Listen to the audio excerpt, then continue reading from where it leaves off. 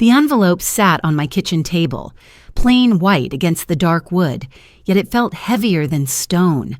My hands trembled as I reached for it, the faint smell of coffee mingling with the sharper scent of fear. I had sent away for the DNA test on a whim, nudged by curiosity, by whispers that never quite died. I told myself it was nothing more than a family project, a way to trace roots back across the ocean.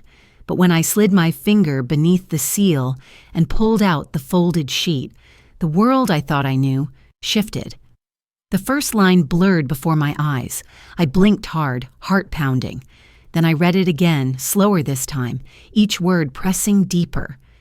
Parentage inconsistency detected, my chest constricted. I turned the page, scanning the rows of percentages, the cold calculations of science, and there, under my daughter's name, the words struck like a blade. 0% biological relation. I sat frozen, the air thick around me. The ticking clock on the wall thundered in my ears, louder than the waves outside, louder than the blood rushing through my veins. 30 years of memories, her first steps on the living room rug, the birthday cakes, the nights I stayed awake with worry, collapsed into silence. I thought of my late husband, his smile, the way he used to hold her hand. Was it all a lie? Did he know? The paper slipped from my hands and fluttered to the floor, landing face up as if to mock me. My granddaughter's laughter floated from the next room, light and innocent, while my world cracked open. I wanted to tear the results to shreds, to pretend I had never seen them, but the truth had already taken root, and truth, once planted, cannot be unseen. The clock struck 9:15 a.m., marking the exact moment the family I thought was mine shattered. The morning after I read the DNA results, I moved through the house as if in a dream. The smell of last night's stew still clung to the air, but I could taste nothing. My coffee went cold on the counter, untouched. Every corner of the house carried echoes, photos lining the hallway, her graduation picture, the family trip to Yellowstone where she had laughed until tears rolled down her cheeks. This house had been my fortress for decades. When my husband passed, it became the place where I anchored myself. I worked 2 jobs, typing reports at a medical office by day, scrubbing floors at a school by night. Every paycheck, every holiday I skipped, every aching muscle went into keeping this roof above our heads. I told myself it was worth it because I was building a legacy for her, for my family. I remembered her as a child, running barefoot in the backyard, hair tangled, cheeks red. She would curl up beside me at night when storms rattled the windows, whispering, "Don't leave, Mommy." And I would promise her I never would. So how could a sheet of paper undo all of that? The first red flags now seemed so obvious. Years ago, when she was in high school, a neighbor once commented, "She doesn't look much like you, does she?" I had laughed it off, brushing the words away as idle chatter. My husband had bristled, saying firmly, "She's ours." I chose to believe him, clinging to the comfort of certainty. Later, at college, she would sometimes slip in strange remarks. "Dad always understood me better," she'd say, her tone almost sharp. I told myself it was normal. Teenagers push away from mothers. Even as an adult, small cracks showed.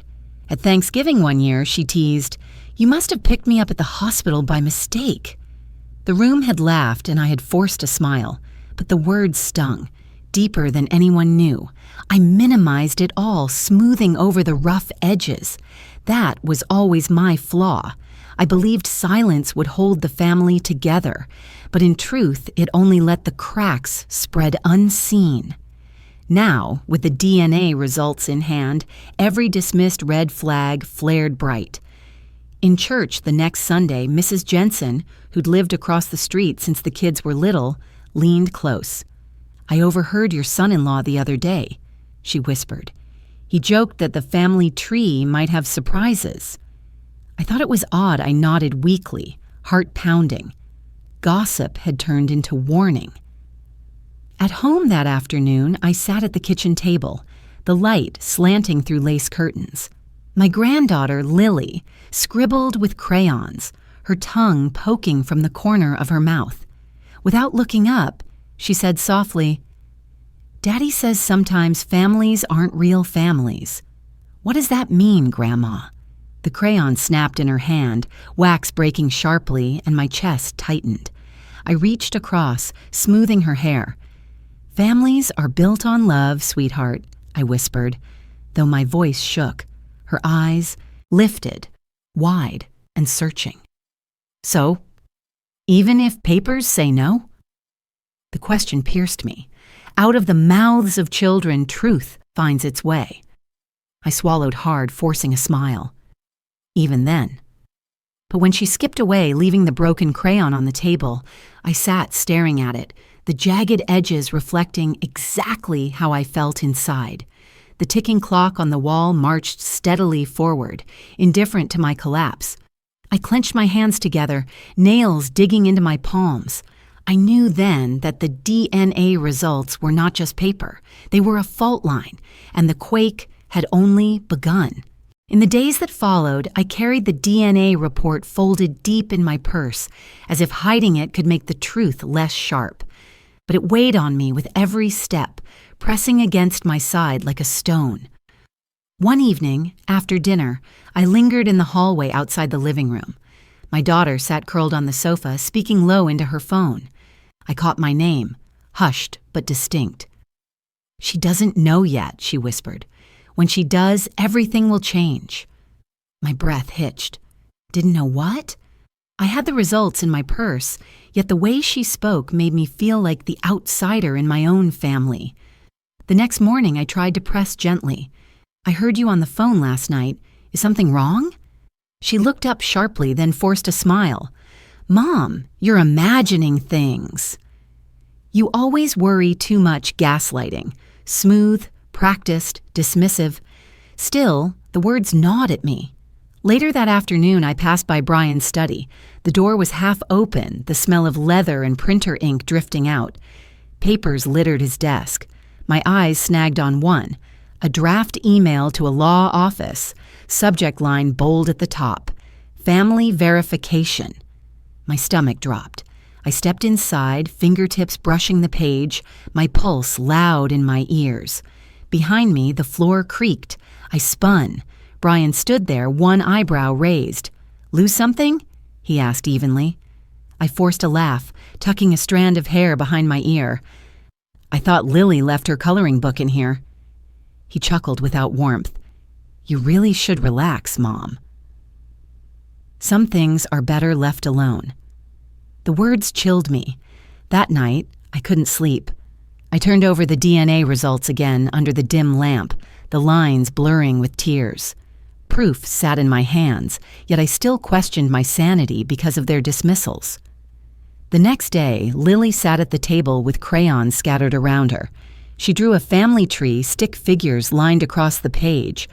When I leaned over, she tapped one branch. "Daddy says this part might not be real." "What does he mean?" The crayon snapped in her hand, leaving a jagged red mark across the paper.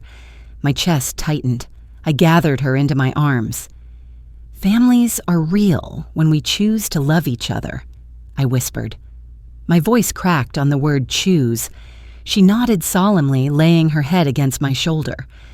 But the broken crayon remained on the table, silent proof of the fracture seeping through generations.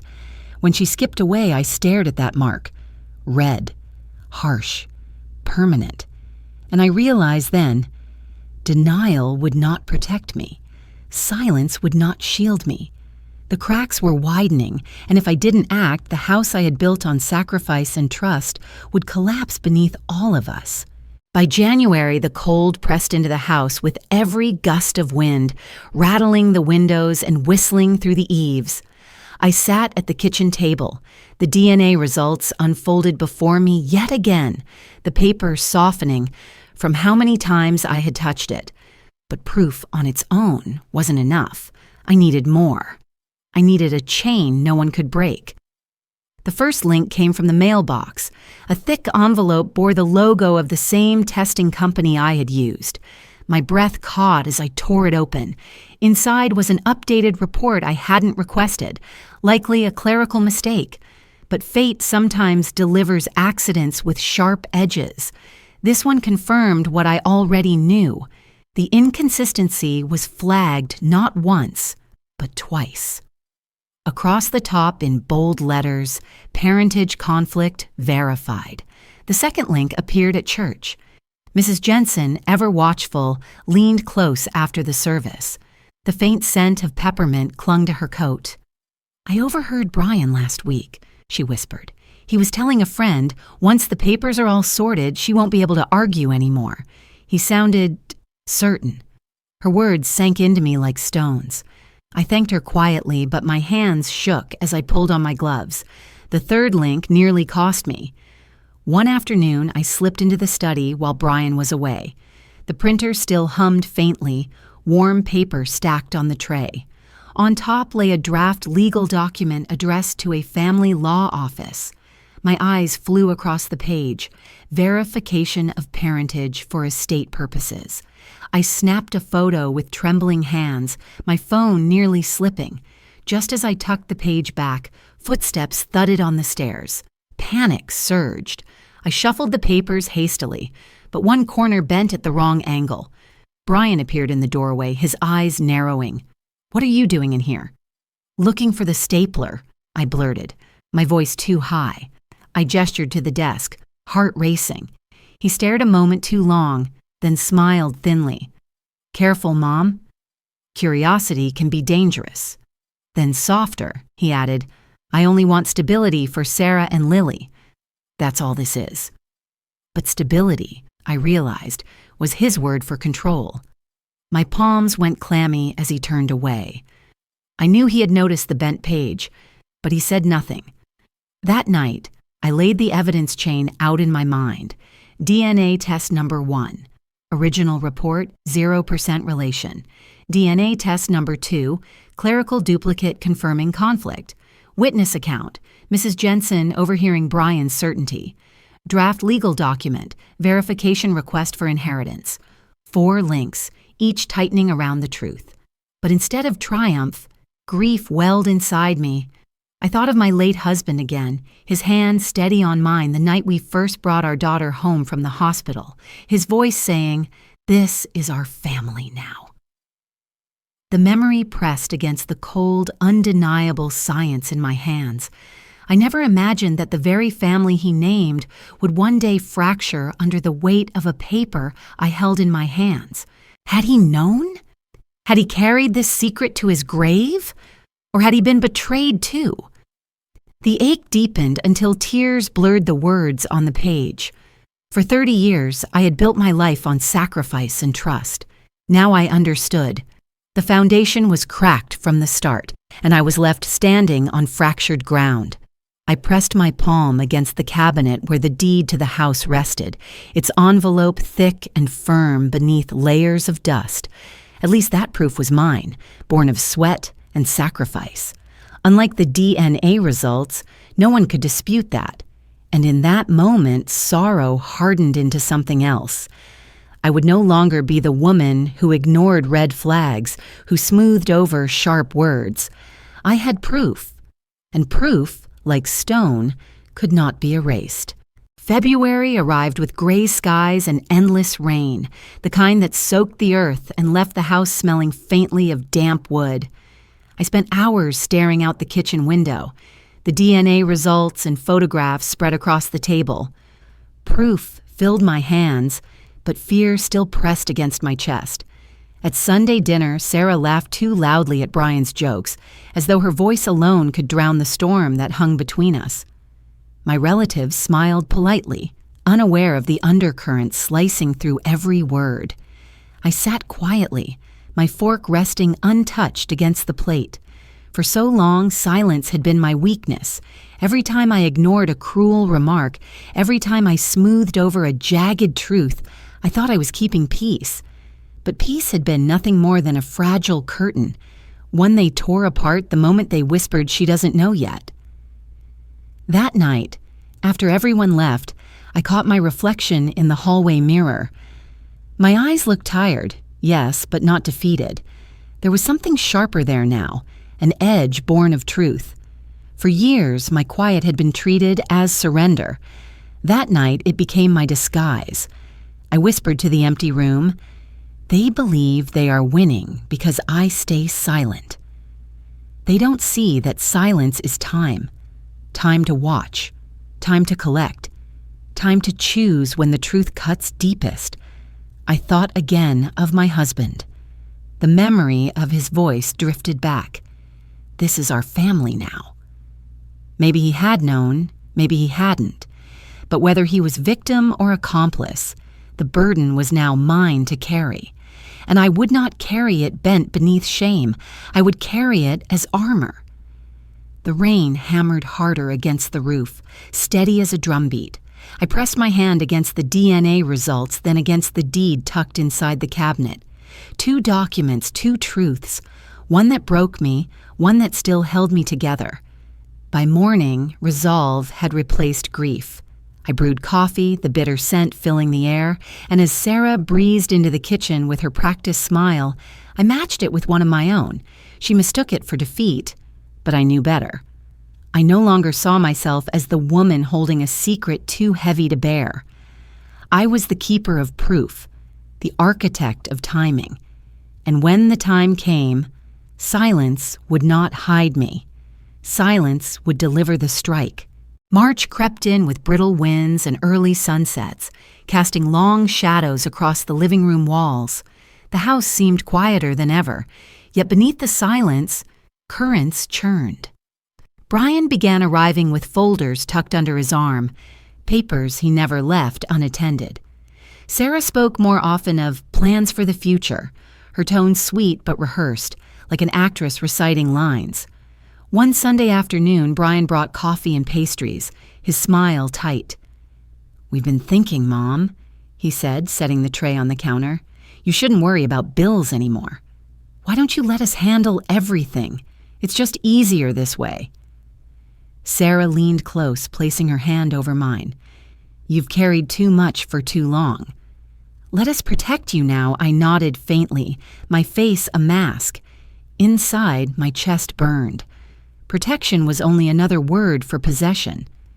At church later that week, Mrs. Jensen pulled me aside again.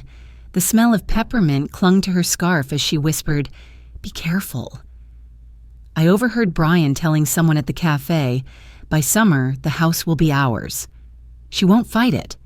He sounded confident. My stomach twisted. Gossip had hardened into certainty.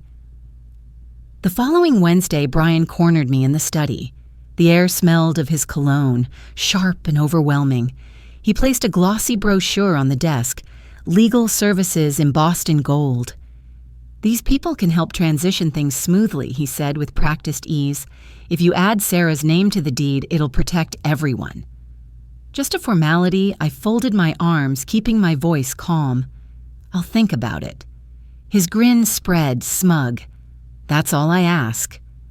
False resolution. He believed I was bending. That evening, Sarah tried her own approach. Over tea, she spoke softly, stirring sugar into her cup. "Mom, we just want what's best. Families share everything. You've done enough. Don't you think it's time to let go?" I lifted my own cup, inhaling the bitter steam. "I appreciate your concern," I said, my smile thin, and I let her believe her words had landed. Meanwhile, the children revealed truths no one intended. Lily sat at the table one snowy afternoon, crayons scattered across the surface. She tapped a figure in her drawing and said, "Daddy says one day this branch won't matter because papers will fix it." The crayon snapped in her hand, leaving a jagged mark across the page. My throat tightened. I gathered her close, brushing her curls from her forehead. "Sweetheart, branches don't make a tree strong. Roots do." Her brow furrowed, but she nodded, her innocence carrying truths the adults were too proud to admit. Days later, I met again with Mr. Hughes at the bank. His office smelled faintly of leather polish and peppermint candies. He adjusted his glasses, his expression firm. Your ownership is absolute. No one can change it without your signature. If they're pressuring you, you need to know the law is on your side. I exhaled slowly, the weight on my chest easing slightly. Thank you, I whispered. By April, Brian's tactics grew bolder. He brought another brochure, this one for refinancing. It'll save you thousands, he pressed. We'll sign together, make it official. I took the paper with steady hands, nodding. I'll take a look. He left smiling, convinced my resistance was finally crumbling. But under the lamplight, I placed the refinance papers beside the DNA results. 2 documents side by side, one exposing a lie, the other pressing for control. The contrast steeled me. Later that month, at a family gathering, Brian laughed too loudly, his words carrying, "By next holiday, we'll make this place ours." Sarah giggled, her eyes flicking away from mine. I sat quietly, letting them believe the script was theirs to write. But in truth, my silence was sharpening. The wider their web grew, the closer I came to cutting it. Easter Sunday dawned bright and sharp, sunlight streaming across the dining room where I had once again prepared a meal. The ham baked in the oven, filling the house with its sweet glaze, and tulips stood tall in a vase at the center of the table. Family arrived with chatter and laughter, coats draped over chairs, children running down the hallway. To anyone else, it looked like tradition. To me, it felt like a trial. Brian moved about as if he owned the space, clapping relatives on the back, pouring wine. Sarah's voice rang out with practiced warmth, calling for everyone to sit. I took my usual place at the far end of the table, my hands resting flat against the wood. When the plates were full and the chatter lulled, Sarah rose, lifting her glass. The chandelier glinted against her earrings, and her smile carried a triumphant edge. "Family," she began, "it's time we all acknowledged a new season." Things are changing. From this holiday forward, Brian and I will be hosting. Mom has done enough. It's time for us to carry the torch. Applause rippled hesitantly across the table. Some clapped, others looked down at their plates. My granddaughter Lily frowned, confusion flickering in her eyes. I rose slowly, my chair scraping against the floor. My pulse pounded in my ears, but my voice came steady. "Is that so?" Sarah blinked. "Yes, it's what's best." Brian chimed in, his grin wide. "The truth is, some things aren't what they seem. Families? Well, let's just say the roots don't always match the branches." Whispers spread. Relatives leaned closer, sensing drama crackling like electricity in the room. I reached into my bag and pulled out the envelope. My fingers traced the seal before I slid out the pages. The DNA results, crisp, despite the many times I had unfolded them. "You speak of truth," I said, laying the paper on the table. "But here is truth in black and white. The science you thought would stay hidden. Parentage inconsistency. 0% biological relation." Gasps rippled down the table. A cousin covered her mouth. Forks clattered onto plates. Sarah's face drained of color, then flushed red. "That's not," she stammered, reaching for the page. I drew it closer to me, my voice sharp. "Don't touch it. Read it from where you stand. Whose name is on that line? What does it say about you?" Her lips trembled as her eyes darted across the text. Her hand shook as she lowered it, shame flickering for the first time. She reached out as if to steady herself on the chair, her fingers trembling, her voice breaking into silence instead of words. Brian leaned forward, scoffing. "This doesn't matter. Blood isn't everything. We've built this family." "No," I interrupted, my voice cutting through. "What you've built is a lie. And while you plotted to erase me, you forgot one thing. I was gathering proof, and proof cannot be erased." Silence fell, broken, only by the ticking clock on the wall. Mrs. Jensen, who had come as a guest, cleared her throat. "I heard him boasting at the cafe," she said softly, her eyes fixed on Brian. "He said this house would be theirs." Now everyone knows the truth. Murmurs grew louder. Relatives exchanged glances, whispers rising like smoke. Brian slammed his fist onto the table, rattling glasses. "You can't humiliate us like this." "I don't have to," I replied evenly. "You've humiliated yourselves." Lily's small voice broke through, high and innocent. "Grandma's paper says Mommy's not really yours." "Is that true?" The room froze. Sarah's shoulders collapsed inward, tears brimming in her eyes. For the first time, she had no words. I gathered the papers back into the envelope, sliding them into my bag. "Family isn't built on lies," I said quietly, though my words carried. "It's built on truth and respect. If you can't offer those, you don't deserve a seat at this table." No one applauded this time. No one laughed. Only the sound of the wind against the window pane filled the silence as the balance of power shifted forever. The week after Easter felt heavy with silence. The laughter of family that had once lingered after gatherings was gone, replaced by unanswered calls and unspoken shame. Sarah and Brian didn't come around. Instead, I heard from neighbors and church friends who carried whispers like wind-borne seeds. At Sunday service, Mrs. Jensen took my hand, her peppermint-scented breath warm against my cheek. "You were brave," she whispered. "Everyone knows now. You've set the record straight." Yet even she couldn't resist adding, "I told the others right away."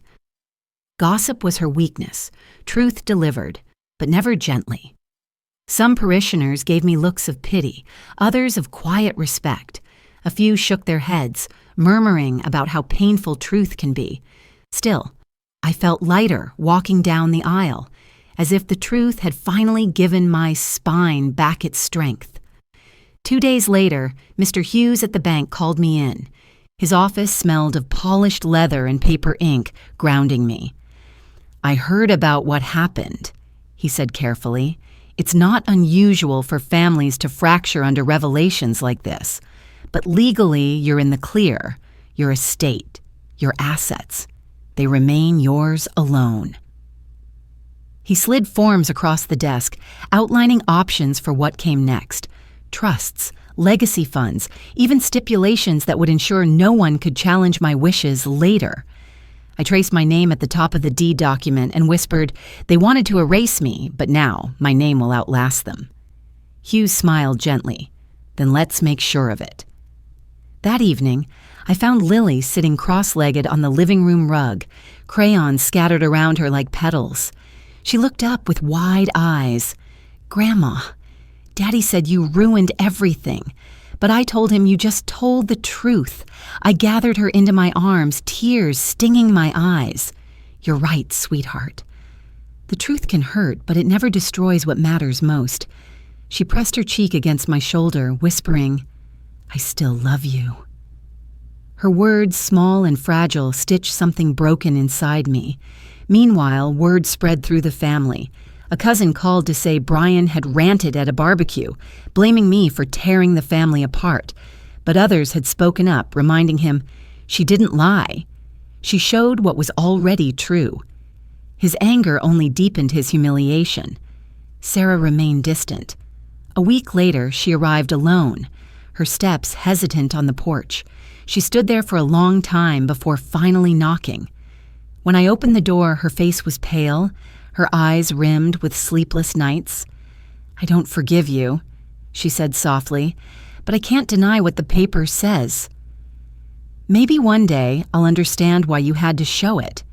It wasn't reconciliation, but it was a fracture in the wall she'd built, a space where light might enter later." I poured tea for us both, the steam curling between us like a fragile truce. She didn't stay long, but as she left, her hand brushed the doorframe like she was remembering something lost. By month's end, I returned to the bank. With Hugh's guidance, I established a scholarship fund in my husband's name, dedicated to children from fractured families who still carried hope. As I signed the paperwork, the rustle of the pages felt like more than bureaucracy. It felt like a promise that my sacrifices would outlast my pain. Walking home, the spring air smelled of lilacs, soft and fresh. I lifted my face to the wind, no longer crushed by the weight of secrets. The truth had cracked my family, yes, but it had also set me free to choose what legacy I wanted to leave. By early summer, the lilacs had faded, replaced by roses blooming along the fence. The days stretched longer, sunlight pouring through the windows of a house that had seen too many storms. I sat on the porch with a journal in my lap, the scholarship paperwork tucked safely inside the desk behind me. The echo of Easter still lingered, the shock, the gasps, Lily's small voice cutting the silence. For weeks I replayed Sarah's words from Thanksgiving. "You're not invited back." They had pierced me then, slicing deeper than any insult. But now, after everything, the words carried a different weight. They were no longer exile. They were proof of what I refused to accept: silence, erasure, invisibility. I traced my fingers over the envelope containing the DNA results. I no longer read them nightly, no longer allowed the percentages to define me. They were part of the story, yes, but not the ending. One Sunday after church, Lily climbed into my lap, her curls warm against my chin. "Grandma," she whispered, "if blood doesn't make a family, what does?" I kissed her hair, holding her close. Love, honesty, respect. Those are roots stronger than any paper can show. Her innocent eyes searched mine. "Then we're still a family, right?"